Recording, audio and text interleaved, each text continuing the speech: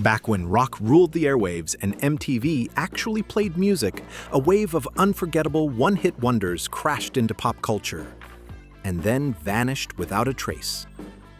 You've heard the songs. You've probably even sung along. But can you actually name the artists behind them?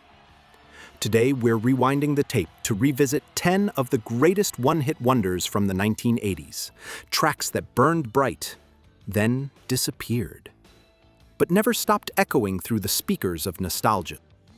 Autograph. Turn up the radio. I'm working hard, you're working too. They weren't a household name, but in 1984, Autograph gave us one of the loudest, slickest, fist-pumping anthems of the decade. Turn Up the Radio came out swinging with hair metal polish, a massive chorus, and a solo built for air guitar. Daytime, nighttime, anytime. The band opened for Van Halen. They looked like stars. They sounded like stars.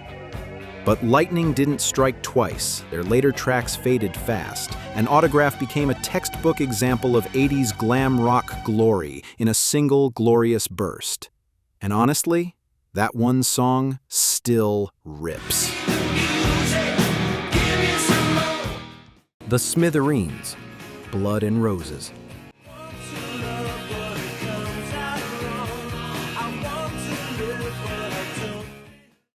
Dark, moody, undeniably cool. The Smithereens' Blood and Roses wasn't trying to be a hit, it just was. With a haunting bass line that felt like it came from the shadows,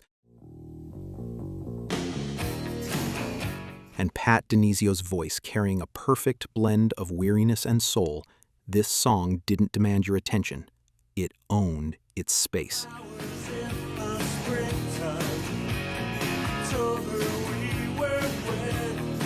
It blended British invasion style with American grit and felt like the kind of song you'd hear alone, late at night, on FM radio. Glass Tiger, Don't Forget Me When I'm Gone.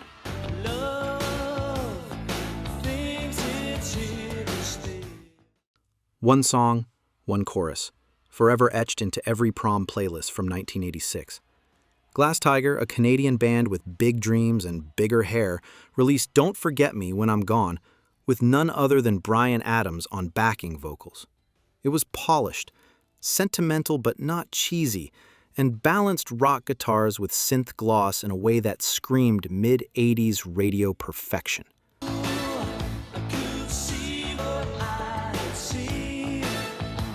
The band had the look and the hooks, but despite a couple more minor hits in Canada, this was their US moment. And what a moment it was.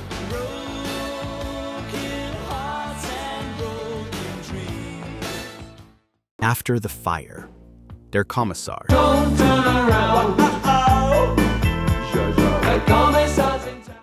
Der Kommissar was a synth-heavy new wave gem from After the Fire, a British prog band that had been around for years before finally landing this unexpected hit.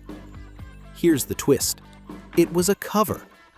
The original was by Austrian pop star Falco, but After the Fire gave it an English twist and a cooler, club-friendly groove.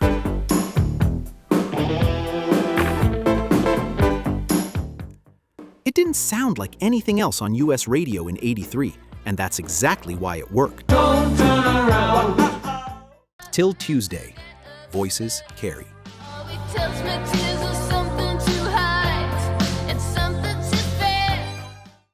With just one line, Till Tuesday cemented their place in 80s music history. Amy Mann's haunting vocals floated over icy synths and creeping tension. The song simmered instead of screamed. It was a portrait of quiet conflict, subtle, stylish, and emotionally loaded. The music video featuring Mann defying an oppressive partner in a concert hall only made the impact stronger. It wasn't just a hit, it was a statement.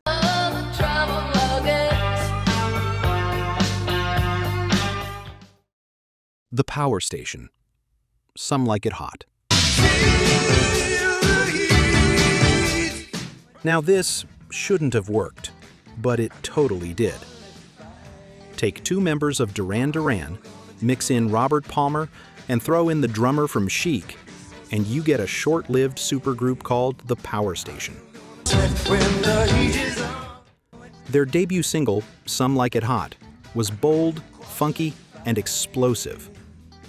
With Palmer's stylish vocals riding over massive drums and a chunky riff, the whole thing felt like a James Bond chase scene inside a Miami nightclub. It was cool, confident, and all over MTV.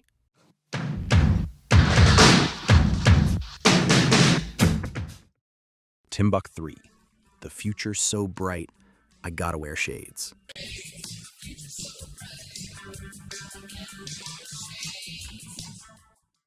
The Future's So Bright, I Gotta Wear Shades by Timbuk 3 was a satirical take on nuclear fear, career anxiety, and Cold War dread, wrapped in jangly guitars and a deadpan smile.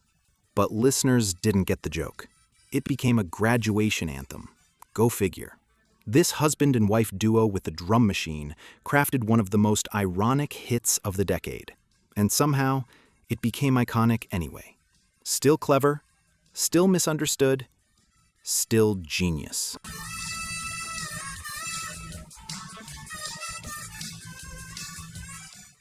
The Rainmakers, Let My People Go Go.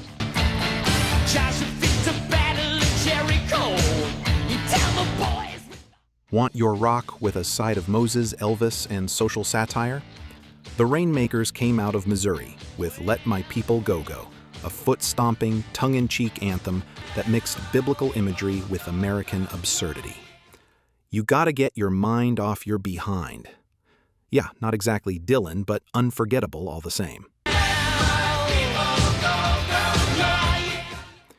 It only charted at 86 in the US, but found cult status in the UK, where people appreciated its clever wordplay and rock swagger. The Church, Under the Milky Way. And it's something quite peculiar. Some songs aren't just songs, they're moods. Under the Milky Way by Australian band The Church is one of those tracks that feels like a dream you can't quite explain. Slow, spacious, and soaked in reverb, this 1988 gem didn't try to be a hit. It just was. Something shimmering and white.